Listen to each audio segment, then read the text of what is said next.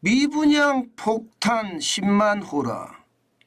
지금 제가 여러분들하고 이야기했던 국토교통부에 발표했던 미분양 주택 수하고 상당히 다르죠. 민간에서 통계를 낼 때 어떤 그 기준하고 조금 유사합니다. 미분양이 10만 호가 됐다고 하니까. 자, 여러분 이 지표 한번 보세요. 국토교통부에는요 4월에 7만 1365가구가 미분양이다 이렇게 이야기했는데, 주택산업연구원입니다. 주택산업연구원은 그래도 부동산 정책에 대해서는 아주 연구의 업력도 단단하고요. 또한 신뢰도도 굉장한 그런 부동산 관련 경제기관이라고 생각하시면 됩니다. 여기서는 지금 10만 호 이야기하고 있습니다. 10만 호. 정부가 이야기하는 것보다가 40.1%가 많습니다. 28,635호나 많습니다. 이게 민간에서 조사했을 때 비슷한 통계가 나온 적이 있죠. 제가 여러분들에게 소개를 시켜드렸습니다. 그때도 미분양을 정부가 너무 가볍게 보고 있는 것 아니냐 이렇게 이야기하면서 제가 말씀을 드렸습니다. 그런데 지금은요 주택산업연구원이에요. 어쨌든 부동산 정책의 최고의 연구기관에서 지금 발표한 게 10만 호예요. 야, 이거는 어쩌면요 충격적이라는 겁니다. 그럼 왜 국토교통부 조사와 주택산업연구원이 추정하는 조사가 틀릴까요? 간단합니다. 건설사들이 미분양이 얼마 났다 이걸 정확하게 이야기를 안 한다는 거예요. 왜냐하면 미분양이 많이 났다 이야기를 하면 거기에 대한 충격파가 훨씬 클 수 있으니까 저 건설사의 주택은 분양이 안 된대, 이 소문 한 방이면요 그 건설사가 망할 수도 있습니다. 그렇기 때문에 미분양에 대한 어떤 수를 정확하게 국토교통부에 밝히지 않는다는 겁니다.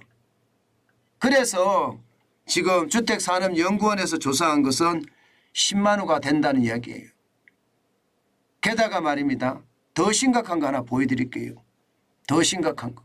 정부가 발표한 내용이 지금 1월에 7만 5,359가구잖아요.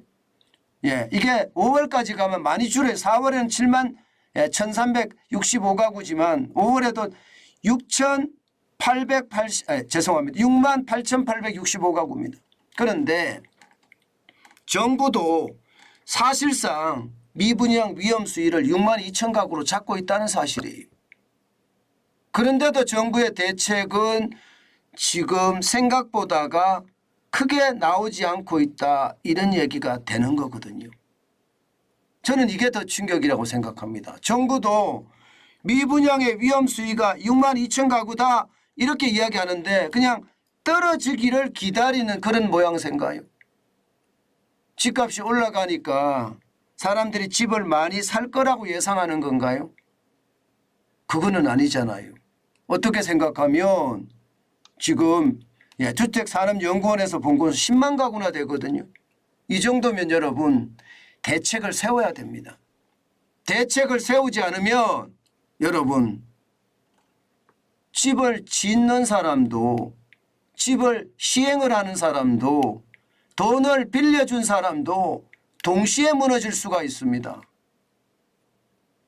이게 정부가 발표한 내용에도 그렇게 무너질 수 있다는 신호가 있습니다. 6만 2천 가구도 6만 2천 가구지만 여러분 지방을 보세요. 지방은 3만 6,765가구입니다.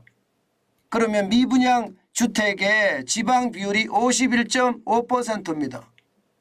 여러분 지방은요 악성 미분양이 될 가능성이 굉장히 큽니다. 이것은 어떻게 생각하면 지방의 집값은 떨어지고 있는 상태이기 때문에 미분양 주택은 더더욱 안 팔릴 수도 있다는 거예요. 수도권은 그나마 11,609가구니까 많이 줄어들었어요. 광역시도 지방에 비하면 낮습니다. 광역시라는 게 뭐 서울이나 인천이나 대전이나 부산이나 대구나 광주나 이런 쪽을 말하잖아요. 예, 8대 광역시라고 하잖아요. 8대 광역시. 여기는 22,991가구입니다. 그런데 지방이 워낙 많으니까 밀려 있는 거예요. 밀려 있는 거. 돈이 안 나오는 거예요. 돈이 잠겨 있는 거예요. 돈이 잠겨 있으면 요즘같이 이자가 폭탄인 시기에 과연 건설 시행사들 버텨낼 수 있을까요? 건설사들 버텨낼 수 있을까요? 예. 예. 금융기관, 이들에게 돈을 빌려준 금융기관 버텨낼 수 있을까요? 쉽지 않습니다. 어찌 보면 말입니다. 새마을 금고가 터진 거, 예, 이것은요, 결국 말입니다. 제가 생각을 해서는요, 미분양 주택이 이게 62,000, 업계가 이야기했을 때는 55,000이거든요. 위험 수위가. 55,000이 되면 돈이 잠긴다. 그래서 건설사에 줄폐업한다. 업계는 그렇게 주장합니다. 예, 국토교통부는 62,000가구라 주장하지만요. 어쨌든 여기에 돌이 묶여서 지금 새마을 금고까지 파장이 갔다. 저는 이렇게 봅니다. 저는 이렇게 봐요. 결국 말입니다. 미분양이 사단을 만든 거예요. 새마을 금고도 건설 부동산 관련 대출이 2019년엔 27조 2천억 원이 2022년 기준으로 56조 3천억 원이거든요. 107.38% 늘어났습니다. 2배가 넘었다는 거예요. 29조 1천억 원이 늘어서 2배가 넘었다는 이야기입니다. 바로 이 부동산 건설 대출 때문에 새마을 금고의 위기가 왔고 뭐 뱅크런이 일어나고 있다 이렇게 이야기하잖아요. 아마 주말에 지금 정부가 계속 이야기를 하는 걸 보니까 이게 뱅크런은 조금 진정이 될 거는 같아요. 그러나 원론적으로 이게 진정이 될까 싶어요. 새마을 금고가 진정이 되면 다른 데가 또 터지지 않을까요? 예를 들어서 증권사 같은 경우는요. 지금 부동산 PF 대출의 연체율이 15.88%까지 올라갔거든요. 괜찮을까요? 지금은 주식이 그나마 올라가니까 괜찮다 이야기할 수 있습니다. 그러나 주가가 만약에 빠지기 시작할 때 어떻게 될까요? 증권사도 위험해지겠죠. 어디 그뿐입니까? 저축은행은요. 저축은행도 말입니다. 지금 연체율이 저축은행 전체 연체율이요. 이게 부동산에 대한 연체율만 따로 빼지는 않았습니다. 전체 연체율이 5.1%까지 올라갔습니다. 이것도 지금 만만치 않게 보입니다. 이게 부동산 혹은 건설 관련 이 대출을 다 합쳤을 때 저축은행의 연체율은 또 얼마나 될까요? 파장은 제가 봐서는요. 일파만파입니다. 하나가 막는다고 막아지는 게 아니에요. 그만큼 말입니다. 저는 미분양 주택 때문에 많은 일들이 발생이 된다고 생각합니다. 실제로 한번 보실래요, 여러분? 건설사들을 지금 줄폐업하고 있잖아요. 이대로면요, 올해는 작년보다가 엄청 는다는 겁니다. 지금 1분기를 기준으로 봤을 때도 작년보다가 말입니다. 폐업이 14.8%나 늘었거든요. 1분기예요. 2분기까지 가면 이거 생각이 또 달라집니다. 930개. 올해 전체적으로 가면요. 3,000개까지 간다는 이야기가 나옵니다. 3,000개. 아니 3,000개를 넘을 거라는 이야기도 나옵니다. 그럼 2020년에 건설사 폐업이 1,658개였는데 이게 늘고 늘어서 2023년에는 2배가 될 수도 있다는 이야기가 되는 건가요? 건설사가 이렇게 부도가 나고 시행사가 부도가 줄줄이 나면 새마을 금고처럼 말입니다. 이 금융권의 상황은 굉장히 심각하게 터질 겁니다. 이거 말입니다. 미분양 주택에 대한 관리를 정부가 너무 소홀히 했기 때문에 저는 문제가 발생이 됐다 이렇게 생각을 하는 겁니다. 지금 정부가 미분양에 대해서 어떤 대책을 취하고 있나요? 특별하게 대책을 취하고 있다 이렇게 생각되는 것은 없습니다. 정부가 사준다 뭐 그것도 이야기를 안 하고 있습니다. 뭐 사줄 수도 있는 입장이 아닐 수도 있습니다. 정부에 돈이 없으니까. 저는요 방법이 있거든요. 이대로 계속 놔두면 건설금융회사가 연쇄부도 지금보다 더 심각한 속도로 날 수도 있습니다. 예, 여러분 2008년에 어떤 일이 있었나 하면요. 2008년에 그때도 미분양이 엄청나게 많이 났습니다. 미분양이 제가 얼마나 났는지 그것부터 먼저 보여드릴까요? 예, 2008년에 보면 미분양이 16만 2009년 3월 기준으로 볼게요. 16만 5,641가구나 됐어요. 16만 5,641가구. 지금 10만 호가 넘었다 그러면 엄청나죠. 제대로 말하려고 그러면 아마 이렇게 될 가능성 굉장히 큽니다. 그때 말입니다. 정부는요 아주 강력한 대책을 취하면서 예, 구조조정을 단행을 했습니다.